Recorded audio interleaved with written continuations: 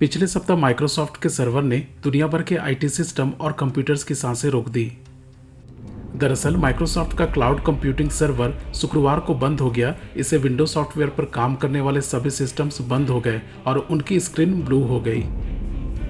इस blue screen को blue screen of death भी कहते हैं, जिसमें ब्राउजर सिस्टम के क्रैश होने के बाद कंप्यूटर अपने आप रीस्टार्ट मोड में चला जाता है। ये घटना इतनी अप्रत्याशित होती है कि इसे मृत्यु के समान ही माना जाता है।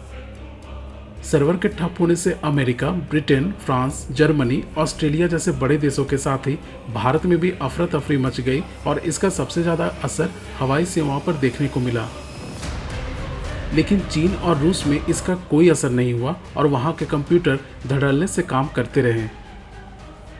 पहली बार पूरी दुनिया ने किसी दूसरे सर्वर की ज़रूरत को शिद्दत से महसूस किया है, लेकिन रूस और चीन इस बात को काफ़ी पहले ही समझ गए थे कि अगर वह तकनीक के लिए अमेरिका की कंपनियों पर निर्भर रहे तो वे उस भीड़ का हिस्सा बन जाएंगे जहां कंपनियां और व्यवस्थाएं तो उनकी होंगी, लेकिन टेक्नोलॉजी के लिए वे दूसरों पर निर्भर होंगे और कभी इसमें खामी आए तो उन्हें इसका खामियाजा भुगतना पड़ेगा।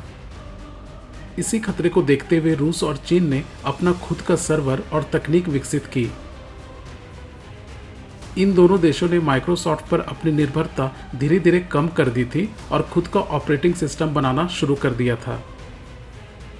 बाकी दुनिया की तरह चीन माइक्रोसॉफ्ट पर निर्भर नहीं है। चीन के बाजार में अलीबाबा, टेंसेंट और ख्वाबे जैसी घरेलू तकनीकी कंपनियों का दबदबा है और ज़्यादातर क्लाउड सर्विस इन कंपनियों के कब्जे में है।